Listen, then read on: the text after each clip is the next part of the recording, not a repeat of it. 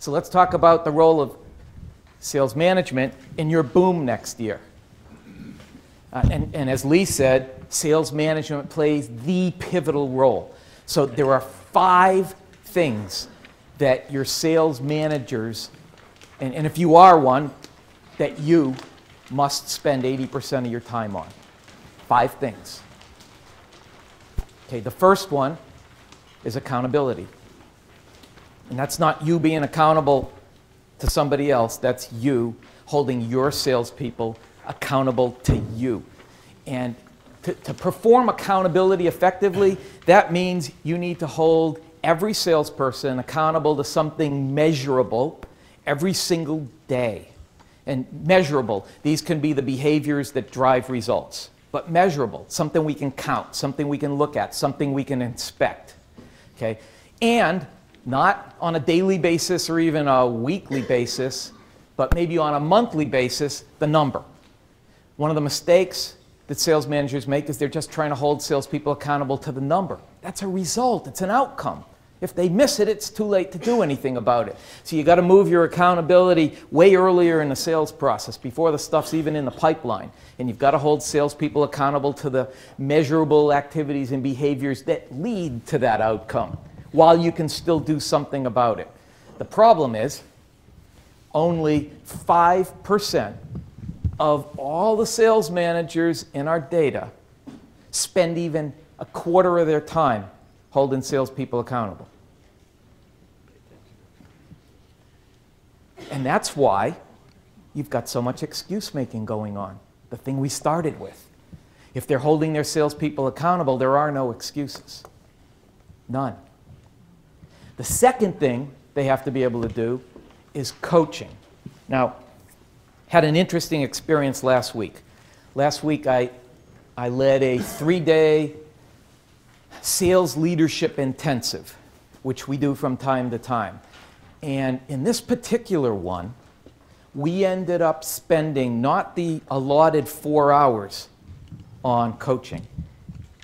We spent almost 2.5 days on coaching. We were into coaching within the first hour of day 1. We spent the entire balance of day 1 on coaching. We spent all of day 2 on coaching. We spent the first part of day 3, which was supposed to be dedicated to recruiting, on coaching.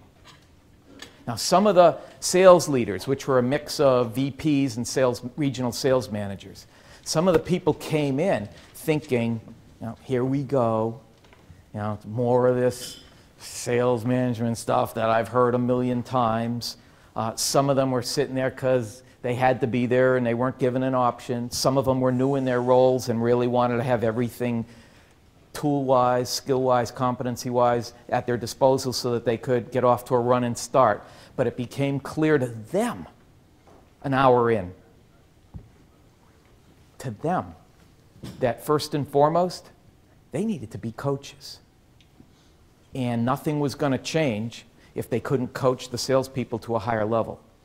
And nothing was going to change if they didn't really learn the structure and the syntax and the process and the system and the nuances and the tactics and the strategies and the magic behind coaching.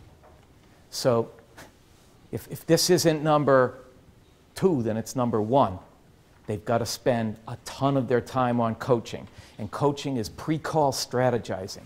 Every salesperson every day strategize the call that the salesperson's about to go on. And that's everything from what's the outcome, to what's the goal, to what's the strategy, to what's the game plan, to what do you think might get in the way, what are the obstacles, and then ultimately, and sales managers never get down this far, what's that dialogue going to sound like?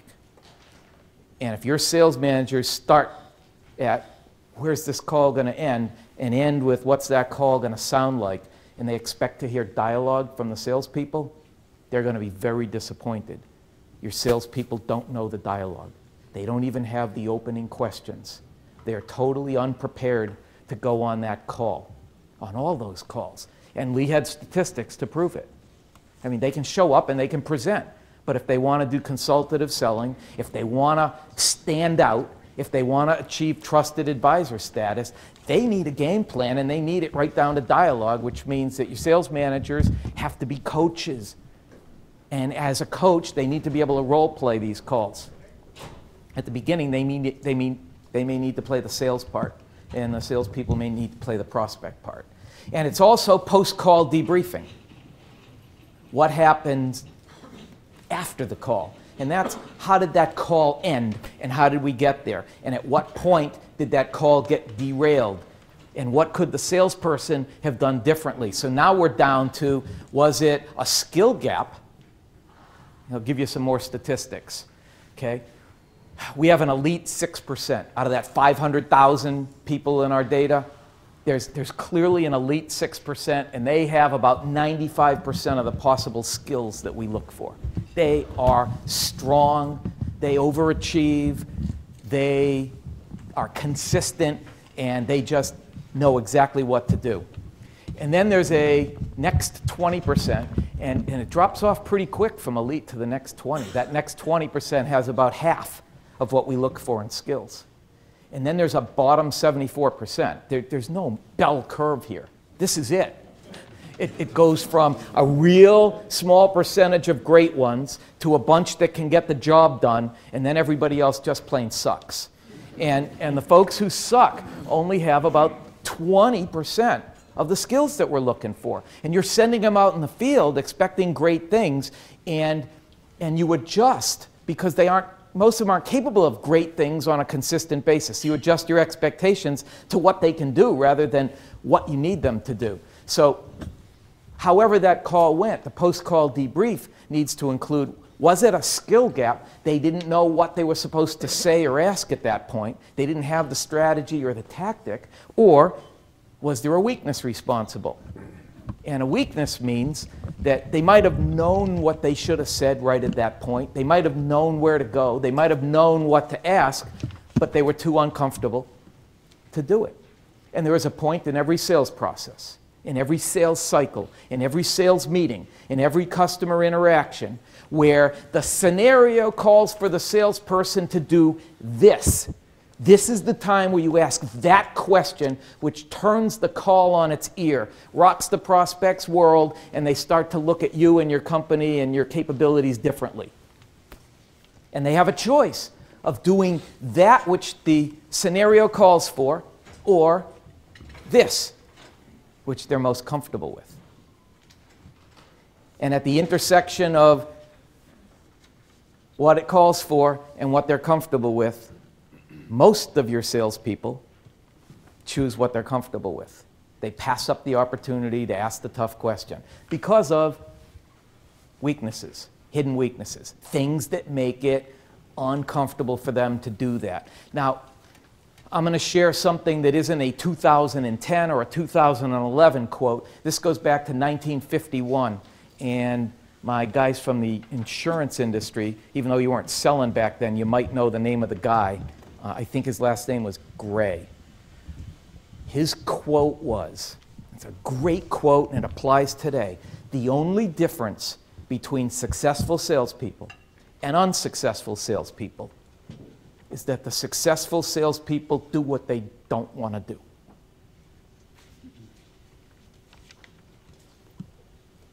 And that's really it.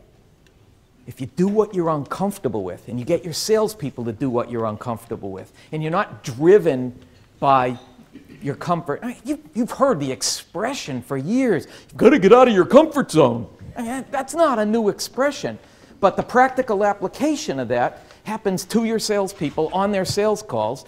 That comfort zone is so ironclad that they don't vary from it. They don't take the risk. They don't take the chance. And to them, it's a risk. It's not, oh, just do this. They may have learned it from you 6 or 7 or 8 times. You might have been blue the last time you went over it with them. How many of you know that you've shared with your salespeople at least several times what they need to do to keep that thing from happening, or what they need to do to make sure that this thing does happen? How many of you can remember sharing that tactic or that approach or that method multiple times? Show of hands. Your salespeople aren't stupid. They just aren't comfortable. They learned it, just won't do it. They don't agree with it. So one of the things that coaching requires is that we help salespeople get over their comfort zones and over their weaknesses. Now, when it comes to coaching, 15% of all sales managers are spending as much as 25% of their time on coaching. We have an anti-coaching epidemic. All you hear about is the importance of coaching, but it's not getting done. Your sales managers are tied up doing other stuff, going out on calls, and that's not a bad thing, going out on calls, but they're going out on calls to do the closing. You know what happens when your sales managers go out on the call to do the closing? We permanently disable our salespeople.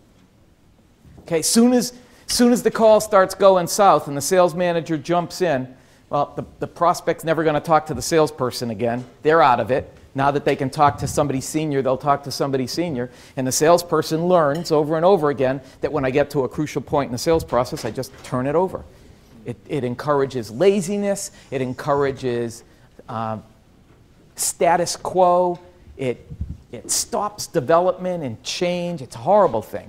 See, sales managers, you know, they have this, we need to bring the business in. I don't want to let this slip through our fingers. We have an opportunity here. I can either let my salesperson screw it up or I can save the day.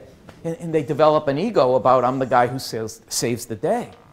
But that doesn't grow your company. That doesn't grow your revenue. That's not going to create a boom. Your salespeople have to be empowered and effective enough and have the competencies to do that on their own.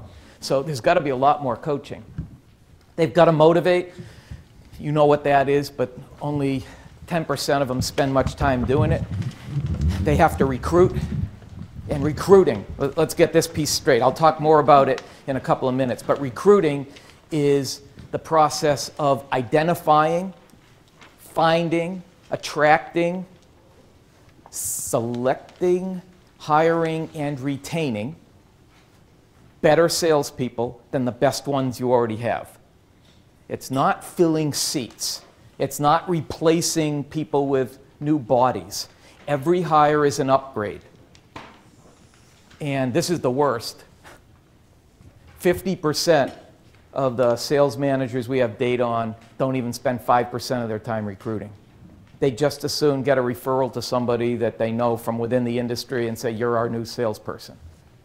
They're that, I don't want to say unqualified, they're that uncomfortable with putting themselves in the situation where they actually have to go out and formally go through that process and then make a decision.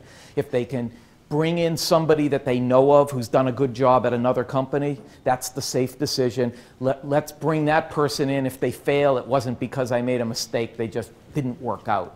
So the recruiting piece is the fourth, and then the fifth piece is development. And it's not develop salespeople so you can promote them.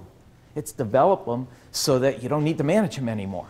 It's develop them so that they're so good they overachieve in their sleep. It's develop them so that they're so strong that when new salespeople join the company, they seek them out for their advice because they've already figured out how to do a great job in your company. So those are the 5 things your sales managers need to spend most of their time on. A couple more statistics. 18% of all the sales managers we assessed should not be in sales management. 1 in 5. 34% aren't trainable. Can't fix them. And I don't know if you remember these 2 numbers. Remember the elite 6% of the salespeople and the 74% who suck? Okay, here's what it looks like for sales management. There's an elite 7%. And this is really scary. 86% suck. I can remember a conversation I had with the CEO of a company after we had evaluated their sales force. And so what am I going to do with this sales management team? I said, we have to develop them first. But they suck. I said, I know, but everybody else out there sucks too. So you can either ride with the devil you know or ride with the devil you don't know. It'll be easier to take their legacy knowledge. At least they're all trainable, so you don't have that 34% problem. It'll be easier to develop them than try to start from scratch with the whole team. So that's the kind of challenge you have. So Lee talks about the importance of sales management as a leverage point, and it is the most important point. But you've got to start using your sales managers to do what sales managers are supposed to do. And a lot of us don't really know what sales managers are supposed to do. Now you do. And then they have to develop the skills and the competencies to do that consistently and effectively.